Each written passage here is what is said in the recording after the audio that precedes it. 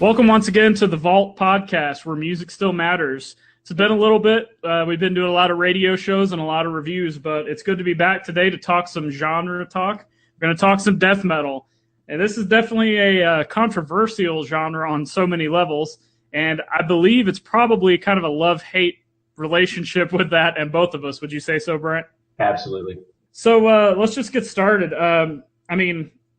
Brent, when you hear the word death metal, what do you think? Cookie Monster. I mean, honestly, I do. I think of the Cookie Monster and Bob Dole. Oh, because of the Cannibal Corpse thing, right? Yeah, it's literally, it's Cookie Monster and Bob Dole. I know that's kind of a weird connection there, I guess, but it all fits, So basically, I guess this started, death metal kind of took thrash and kind of turned it up to 11, so to speak. And there was bands like Celtic Frost and Venom and stuff like that. And some of these bands took that sound, took that imagery, like I said, turned it up to 11 and put out some new stuff. And, the first band that comes to mind when I think of death metal, and this might not be the pioneer band, but it's the first one I think of, and that's Possessed with the song Death Metal off Seven Churches. And that's one of the bands that I think kind of started the more harsh vocals also. A lot of the thrash bands were doing, you had stuff like, I know the time period is a little off, but you had stuff like Metallica, Overkill, Slayer. A lot of them were kind of singing high-pitched or kind of shrieking. They weren't doing the just real terrorizing, evil growling, not even to the Cookie Monster level yet. But right. Do you like Possessed? Do you like any of that early stuff at all? I honestly haven't listened to it tremendously. I like the little bit I've heard, but as far as like Possessed go, I never really have taken the time to really get into them or listen a whole lot. Possessed was basically the thrash turned up to 11, and then as you go further into the 80s towards the early 90s, you get some different stuff. The music it started getting heavier. The guitar tones started getting lower and heavier. And then, of course, you had the themes start coming in, and that's what death metal mainly revolves around, gore, horror, Satan, all this stuff. But then you also have some bands that have a lot of philosophical stuff and maybe talk about nature, maybe talk about some of the thematic elements of where they're from, like Nile has the Egyptian themed stuff. And there's some pretty, I can't remember their names, but there's some pretty cool Middle Eastern bands that have a lot of that sound to them. They use a lot of their native instruments and stuff like that. And so, and then of course there's a lot of subgenres that break off of death metal. We're not going to get into those. We'll do other shows on those, but you got grindcore, you got death and roll, technical death metal, all this kind of stuff. And some of those bands we may mention, some of them we won't. But so Brett, let's just talk just generally about death metal. What's your thoughts? I like it when I'm in the mood for it, and I don't want anything to do with it when I'm not. It's not something that I can just sit there and listen to at any time and have it come on. I just can't. I don't know what there is about it. I say that, of course, and there's a few bands that are a little bit different. But for the most part, when you think of like your kind of Cannibal Corpse, 6 Feet Under, kind of just constant, just Cookie Monster stuff. I have to be in the mood for it. A lot of the bands though that actually kind of go out from some of those subgenres you were talking about, some of those I enjoy because there's a whole lot different of a mix, and it makes it a little bit easier. But like I said, I really got to be in the mood for it. So I'm gonna go out on a limb, maybe a little bit. Maybe it's more like a tree trunk because it's not a limb. But would you say that death metal is probably the most extreme genre? Oh man, it depends on what you're thinking about with extreme. Musically, just yeah, because that's the whole point. It's death metal. That is the point, is to be as extreme and brutal. Yeah, and lyrically, I remember watching, documentaries and stuff where they were just trying to write the, most disgusting, violent lyrics they could. And so, whenever you're doing stuff like that, yeah, I would say that's an easy thing to agree with. Let's talk a little bit about lyrics and thematics. Like you said, most of it's all gore and just completely disgusting stuff that I'm not even going to list. Right. There's this band, Putrid Pile, which they're on my honorable mention, and the name should say it all right there. But they've got some song titles and lyrics that I'm not going to go into. You can Google those and find out for yourself. But I mean, we know what we're getting into when we listen to this stuff. But what's your feeling on the content?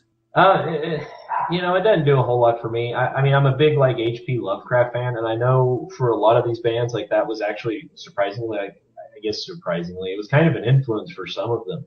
I like some of the horror stuff, but I don't need, the constant blood and guts and gore and everything. But at the same time, it is kind of funny the first time you play like Hammer Smashed Face for somebody. I mean, that's honestly kind of a fun experience. It really truly is.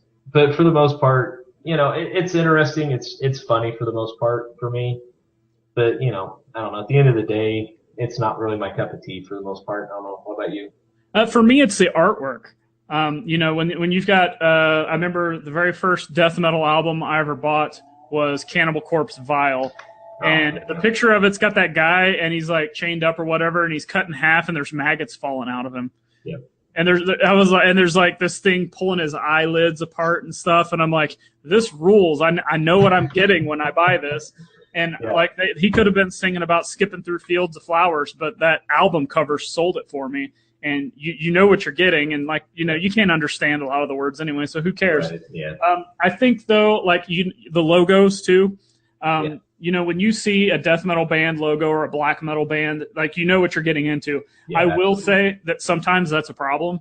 Cannibal Corpse, Suffocation, Nile, a lot of these bands, they've got that distinct thing. But I think a lot of bands now, they basically will just hold up a box of matches and drop them in whatever configuration it lands in. That's their band logo. Yeah, there's all those memes that come across online too of it just shows like a pile of sticks. Mm-hmm. And it's this is our new band logo. That's exactly right. Yeah, and it becomes a problem for me personally where I see, I'll see a festival or maybe a death metal band playing with a, rock band or something. But you can't tell what it is sometimes because they all look so similar and you can't read it. I mean, I'm not trying to sound like a old man get off my lawn or anything because I'm like a huge death metal fan. But at the same time, you know what I mean? Yeah, no, I get what you're saying. It'd be nice to know at least more than 3 of the band names on the festival. So. Yeah, it's all these bands. I don't know who they are, but it's going to be a death metal show. Let's go. And, I mean, honestly though, one thing about that is you do have to admit, a lot of times, I say a lot of times, I wonder if some of the bands do that because their fans are going to know it, whether they actually see the lettering or not. This is rarely, death metal is rarely a genre where people are passive fans. Yeah, that's true. And so, you're going to recognize, the band's logos just from, having loved their albums and everything. So I kind of wonder, like you said, the imagery is such a big deal with death metal. So you wonder if sometimes that's not part of it, if that makes any sense. Yeah, it does. I mean, it's kind of like, I'll use a sports reference. When you see the NFL logo, you know what it represents. Yeah, exactly. It's a shield. You know what the shield represents. If you see, the Suffocation logo, you know what it is. You know what you're getting. Even though there's some people, I guess, maybe that have problems reading that or that logo or Exhumed or stuff like that. But I want to jump back to the content for a second. There are plenty of bands who don't talk about gore and blood and guts, and they do have to talk about social issues or, atmospheric nature stuff. Does that do anything for you as far as the death metal genre with content that supposedly does matter? At the end of the day, if it's good music, I'll enjoy it.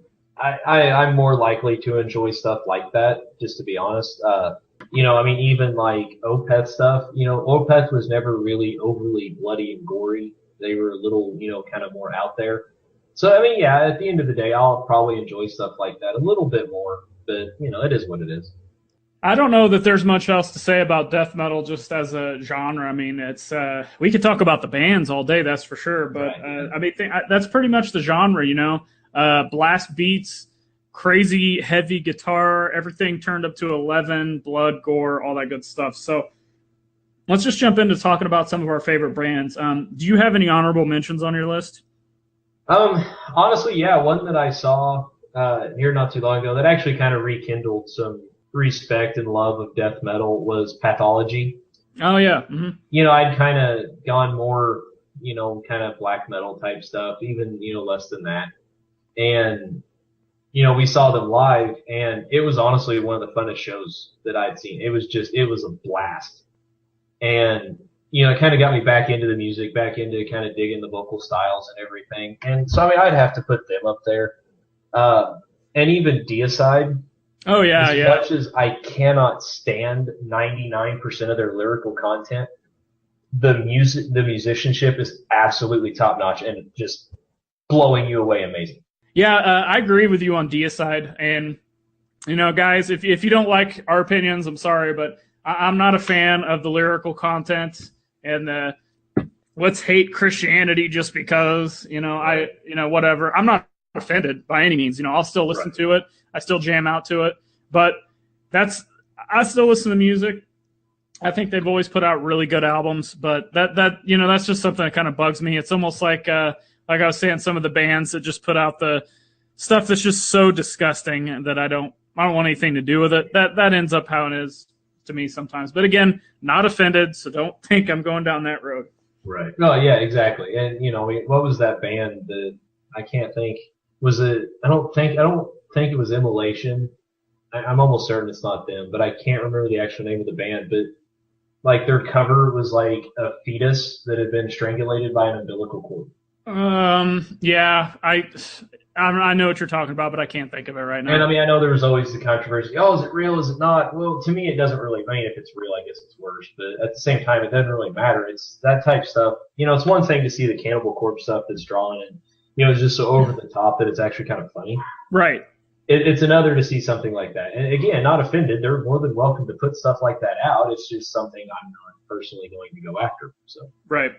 Yeah, I got too many to mention on my honorable mention. Obituary. It's a classic death metal band. It took me a long time to get used to the vocals because it just sounded like that guy was like trying to take a crap or something. Like it's just like, I don't know, that the vocals are so weird. But then once I started getting into them, I'm like, oh my gosh, this band rules. Yeah.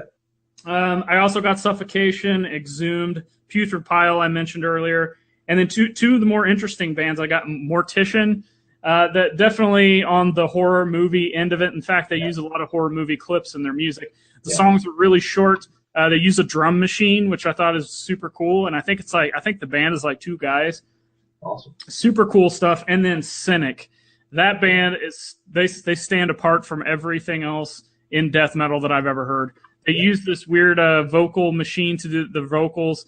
It's a lot of melody, a lot of technicality. It's just something you're going to have to listen to. It's even hard for me to describe it. So I'll let you start off with your number 5 band.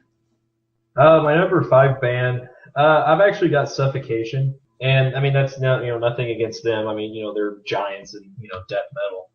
You know, to be honest, I hadn't heard a whole lot of them. Again, I was kind of sheltered from death metal, I guess is one way to say it. I just never really got into it for the longest time. But Suffocation was one of the first ones I heard, and it was their Souls to Deny album. Honestly, I had never listened to it until I watched the video. I don't remember which one it was, but it was their drummer talking about, like, you know, how he gets the snare sound and this and that. And I'm like, wow, this guy's amazing.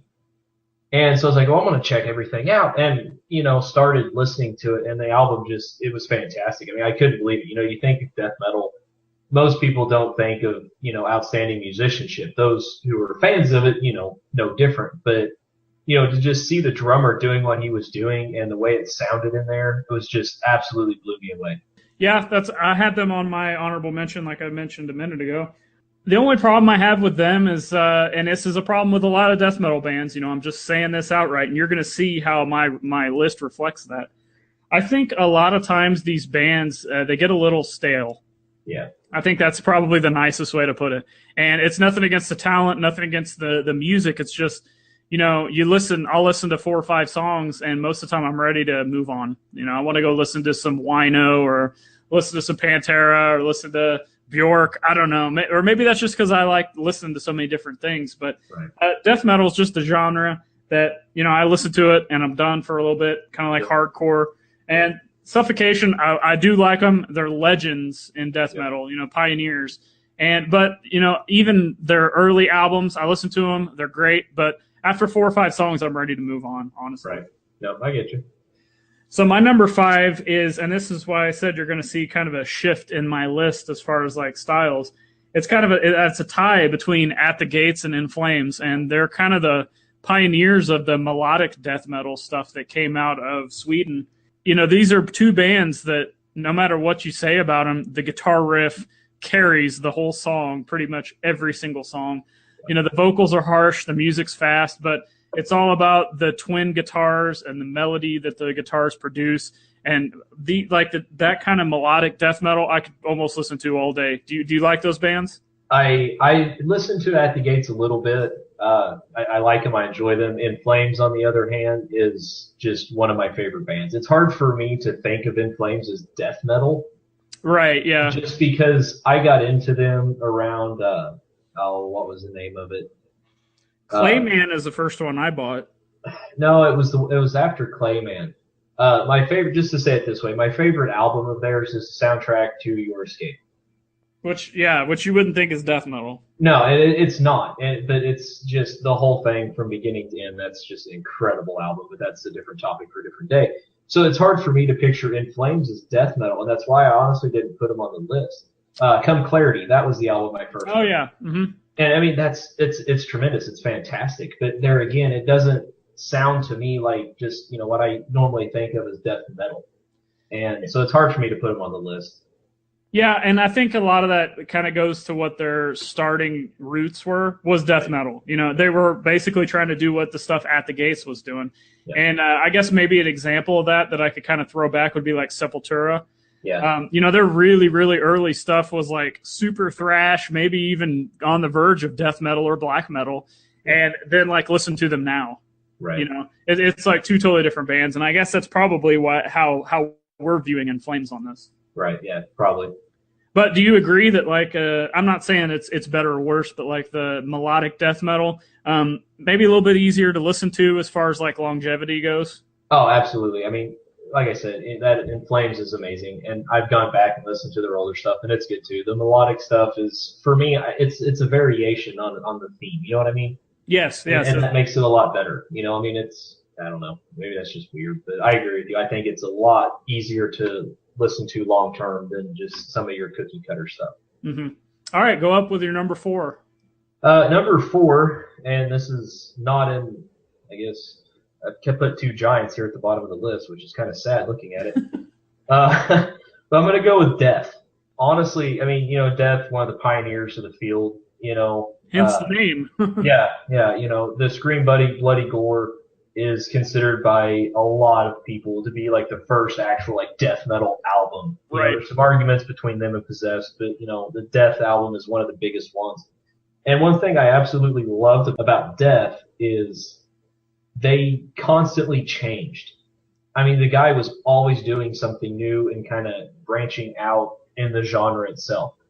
And that's one thing I love. The first album I ever listened to of theirs was Spiritual Healing. Mm-hmm. Which is completely different than Scream Bloody Gore. Oh, yeah. But they're both amazing. And that's one thing I really liked about them was how they managed to continually evolve. I mean, that's kind of been a theme here growing apparently between you and I both with this. Yeah, I've got Death later on my list, so I'm going to hold my thoughts for the time being. So my number 4 is going to be Nile. And the thing I love about this band is they're not shying away from their theme. And their theme is just Egyptian mythology, Egyptian sound, and Middle Eastern sounds, all that stuff. And it, you would think, well, why does that need to go with death metal? But there's a lot of interesting, storytelling and stuff like that goes along with the mythology of the Middle East. And it goes really well with death metal. And these guys do it perfect. And, as far as death metal goes, I think they're probably one of the heavier bands, but they can do it so tastefully. Because their riffs, they mix it up, they add in those extra elements and thematics. And I can listen to Nile over and over again, unlike, like I was saying, some of these other bands get stale because it's just blast beats and Satan, all day long, and guts and blood and all that. And I don't know what Nile is talking about. I don't understand what they're saying, but I don't care because the music is just so interesting to me. So what's your thoughts on Nile? Well, Nile's actually my number 3. Oh, well, take it from there. Yeah, so I mean, this goes in really well. In Their Darkened Shrine, to me, is an absolute masterpiece. Yes. I love it. Beginning to end, I can sit there and listen to it for days straight. I absolutely love it. It's fantastic. The technical ability that's shown on that album and everything, I guess there'd be like a little more technical death metal. Yeah, they're just like the total package, really. I absolutely love Nile. And like I said, that album, it was the first I heard. It's still my favorite. And I think it's honestly just a masterpiece that if you have not listened to, you have to check it out if you're a fan of extreme music. I think In Their Darkened Shrines is probably where I would start too, because if you go backwards, it's the stuff they did before that was like maybe even more technical, right. But it didn't have that rich sound to it. The production wasn't there, and they didn't use, the Egyptian themes were there, but they weren't using them as strongly in like the guitar riffs and stuff like that until In Their Darkened Shrines. I may be mistaken, but that's just my thoughts. No, I think you're right. So you mentioned technical death metal, and that's my number 3, and we're going to go with Necrophagist. And the technical to the extreme. I mean, and some people don't like this kind of stuff because they feel like it's not heavy. They feel like it's just a bunch of, like virtuosos trying to get into death metal. But again, maybe it's just our tastes or something, but there's something with diversity, and that's what a lot of the stuff in technical death metal will bring to you is diversity and changing up song structures, changing up speeds, changing up guitar tones. Like I said, instead of just doing blast beats all day and Cookie Monster vocals. So, you can pick up any album from these guys. They're all solid. It's just, I'm not going to say it's the same stuff because they kind of change their production and their styles a little bit as the road goes down. But what are your thoughts on the band? I've enjoyed everything I've heard from them. I haven't known them honestly for that long. I don't remember what concert it was we went to, but we saw a band called Roman Reign, which they actually blew me away too. For a band just kind of getting started, good and everything. I really enjoyed their stuff. But they happened to mention it on stage, and for some reason, that mentioning it stuck with me. And I went home and checked it out, and I was just like, wow. I hadn't even thought of them, or I probably would have put them on the list at places like Suffocation. But still, just awesome. I mean, the differences throughout is just what pulls me in. All right, so what's your number 2? My number 2 is actually, and this is weird because this is specifically death metal, I'm putting this band at number 2. Because especially considering now they're barely even like considered in this genre. But it's going to be Opeth. I actually love, this is one of my favorite bands of all time. Everything, I loved them, Blackwater Park, Orchid, all that stuff, Still Life, everything up through, my favorite there is just Ghost Reveries and Damnation, which is like acoustic, which kind of is why I guess this could almost be a controversial pick. Yep, it is. I'm sure people are shaking their fists and cursing you right now. Yeah, I'm sorry, but you listen to a lot of their early stuff, especially Blackwater Park. I mentioned In Their Darkened Shrine is a masterpiece, and Blackwater Park is kind of Opeth's as far as their death metal kind of days go. That one was just fantastic. Just the musicianship, lyrics, image, everything was just amazing to me whenever I first heard it. What do you think? Yeah, I'm not as, I don't know what the word is. I don't think it's as controversial personally because I see what you're saying and I totally agree. Right. And I understand their point of view too. I think there was an interview or something they did, and basically, it sounds to me like they just don't want anything to do with the metal genre at all anymore because they feel that it's, I guess, everything's kind of been done. Maybe it's kind of stale. You're kind of limited in these genres where, if you get pigeonholed into a genre and you try to stray from that to try to mix in some different elements of sound or something, the fans of that genre will just totally kill you for it. Well, and that's actually what's happening to them, sadly. Yeah, exactly. And, they've moved into what I've become more a fan of, and that's just straight up hard rock.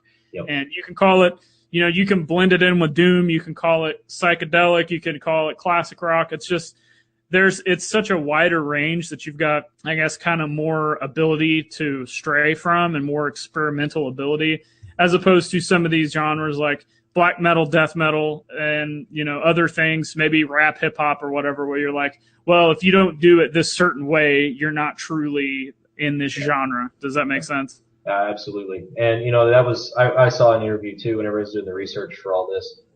And they were talking. I mean, I haven't listened to their newest album, which I kind of feel bad. I just haven't had time, honestly.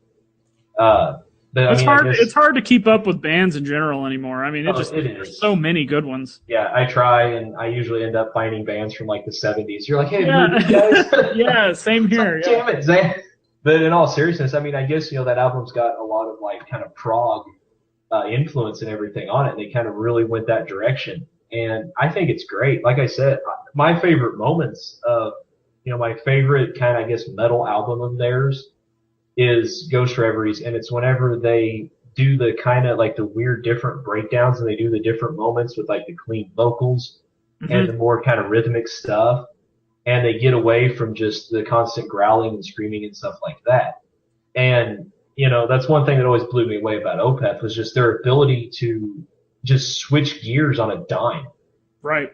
And screw genre, they just played whatever they felt they needed to play. And I've always loved that. So while it may be a controversial, death metal pick, it's still, their early stuff was, so I'm including it in here just because I love the band. Yeah, and, that's one thing that I don't like about so many genres is, like I said earlier, you get pigeonholed into something, whether you're a fan or a musician, and it's like you can't do anything else because if you're a black metal fan, you can't listen to country music. And if you're a black metal band, you can't play anything but pizza box and chainsaw guitars. Like, right. How dare you try to evolve your sound? You know what I'm saying? So, absolutely. Number 2 on my list is Death. You said it earlier. And to me, they're I thought about putting them number 1, but I couldn't. I'm pretty sure we got the same band number 1. Oh, yeah, we do. But we'll get to that in a second. Purely speculation. Oh, yeah. No, Death is, they're probably, oh man, I almost want to say they're my favorite just because their diversity. We were talking about Opeth being able to change on everything. And you said that, in fact, with Death, every single album is different. And believe it or not, like Scream Bloody Gore is probably my least favorite. Yeah. Scavenger of Human Sorrow, that song is probably one of my favorite songs ever, period. And surprisingly, I hear some of the lyrics down the road, like kind of when they're starting to get into the little bit more philosophical stuff of the topics. I can actually understand the lyrics. Is that weird or what? I think it's fantastic.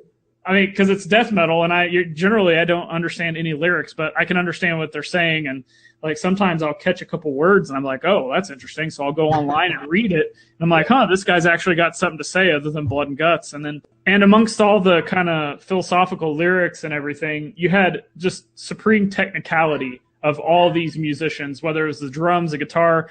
And another thing is a lot of times on this album, you can hear kind of the technical bass coming through, which, that's one thing to just kind of as a side note. I don't think a lot of mixes on music in any genre, they don't put the bass high enough in there. And that's one thing that makes like this band cool because they have a distinct sound. That's one thing I like about Black Sabbath. They've got that really, high tuned, or well, I guess it's not high tuned, but the levels are higher on the bass guitar, so you can hear them over everything. So yeah, I guess we've pretty much covered everything on Death. There's nothing else to say about them. Right.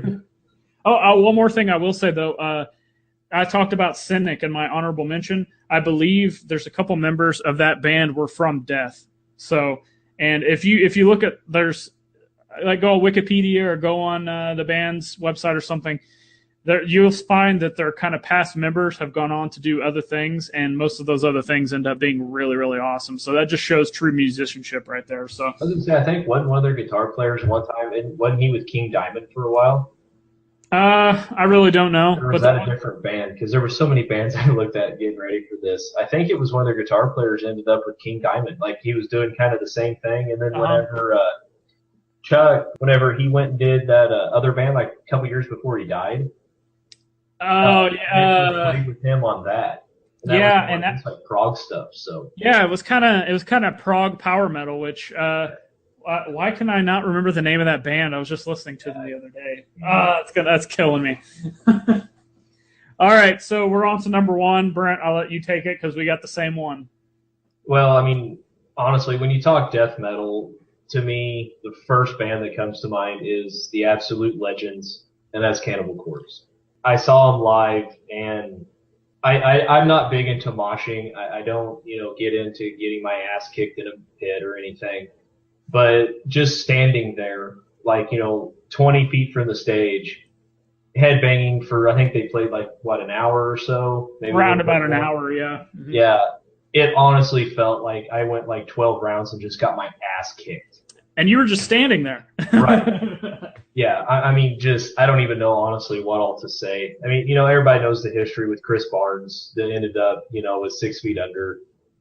And honestly, I think they actually got better whenever he left. I don't know about you, but most of my favorite stuff's actually after he left, except for Hammer Smash Face. It's tough, really. I mean, it's like I like both. The thing I like about the Chris Barnes era Cannibal Corpse is it seemed heavier to me because it was slower. Right. It seems like when Corpse Grinder kind of took over the throne for them, everything got sped up and crazy fast, which is fine too. Nothing wrong with that. Yeah. But and the other thing I like about Chris Barnes is he would do that kind of shriek that, as opposed to just the constant Cookie Monster, he'd do that kind of high-pitched shriek thing. Yeah. And I just thought that was a cool added element. But as far as like their writing and stuff like that and production, artwork, all that, just times 10 once, Corpse Grinder took over. And he's got the neck the size of Texas. Oh, so. Dear Lord.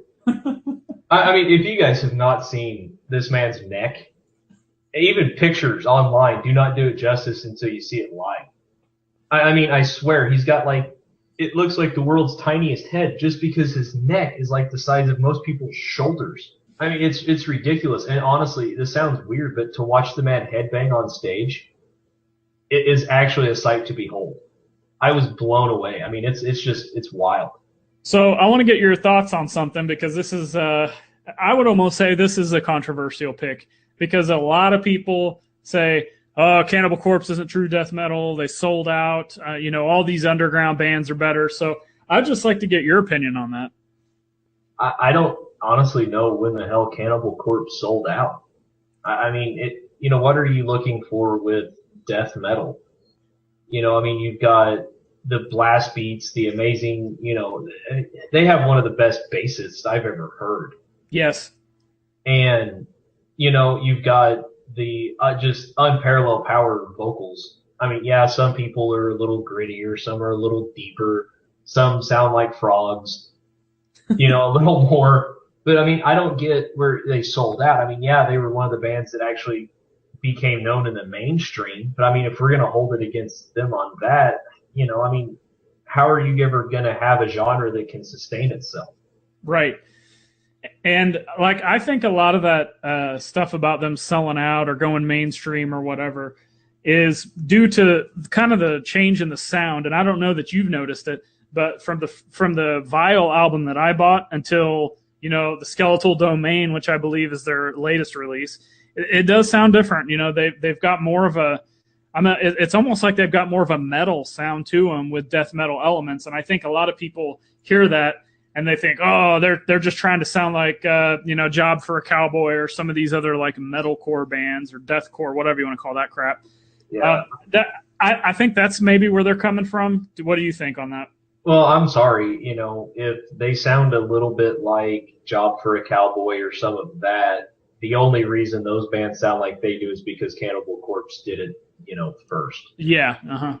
And I'm sorry, I will never blame a band for trying to evolve with what they feel they need to be doing. And, if Cannibal Corpse wants to come out and put out a freaking power metal album, God bless them. Oh, man, that'd be so awesome. Yeah, but I mean, seriously, yeah. It's, I'm sorry. If you want just the constant, just sludge grind stuff and anything that's not that's a sellout, well, I'm sorry, but I think you have a problem. Yeah, I agree. And if you want to pigeonhole a band and say, you can only sound like this your entire career, I'm sorry, but I don't know that you're actually a fan of the band. Right. And I think it limits the future because, absolutely. I think it'd be great if Cannibal Corpse appeared on the Billboard Music Awards live performance or Yeah, or the number one selling album in the country, in the world. I mean, that would be great. That'd be great for metal. That'd be great for music. It would just be, everybody would get a taste of what we've known for years. I'm just using this as an example. It's never going to happen, of course. Well, right, but if it hadn't been for Cannibal Corpse and their very public, kind of run-ins with Bob Dole, a lot of people never would have heard them. A lot of these bands, and this was something I was going to kind of get into a little bit afterwards, but a lot of these death metal bands only survived and were influenced by people who traded tapes, because there was no one else doing anything except like cutting tapes and just trading them around. Mm-hmm. And all of a sudden you have this very talented, just amazing death metal band and this very public, kind of issue with Bob Dole, and everybody starts looking and paying attention to the genre. And, if you're a fan of music and everything, once you get into this kind of, you discover something new, you begin to dig deeper and deeper and deeper, and you start getting into the subgenres and all that, and your appreciation just grows. And, if it hadn't been for a lot of that stuff, a lot of people may not have known, and these bands that you're wanting to say they're trying to sound like wouldn't even be there. And I've always said controversy creates cash. And, look, they've been playing a genre of music that is, not popular at all. A fraction of the world, maybe even a minuscule fraction, even knows what death metal is, let alone listens to it. But you know what? It got them onto Ace Ventura. Yep. They've been in a movie. They sold millions of albums. They play all over the world. They're still playing. They've been going for 20-some years now. Yeah. So, it's just amazing, and I can't say anything bad about this band. Sure, there might be a few songs I don't like, or maybe this album gets a little stale, but you're going to have that with any band, even the bands you love. Yep.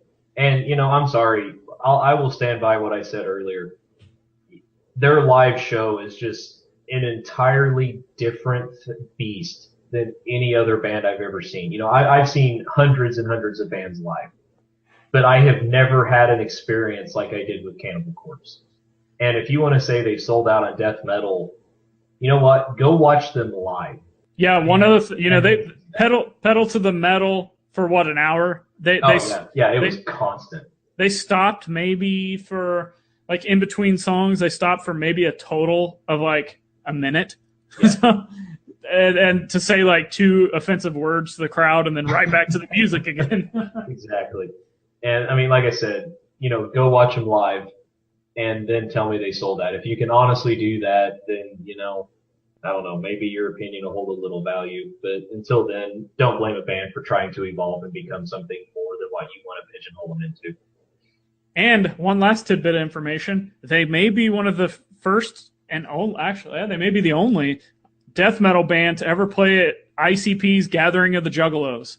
Oh, I didn't even thought about that. So you've got this band playing amongst a bunch of like, horrorcore rap and gangster rap and new metal and all kinds of just weird stuff. And here you've got legendary Cannibal Corpse that agrees to play a hip-hop festival, essentially. So, maybe that's why people think they sold out. I don't know. I think it's awesome to just get as many people you can to listen to your band, I agree. I absolutely do. And, keep in mind, they're touring with Behemoth right now. Which is that's a great mix. That's one of the best kind of black death metal bands mix, and that's another subgenre. The black and death metal, which we didn't even get into. We do a whole show on that. But anything else that we missed about talking about death metal? Honestly, not a whole lot. I kind of touched on it a little bit. One thing I noticed whenever I was looking through all these bands, like getting the histories and everything all set up, is how much like tape trading actually meant to their careers.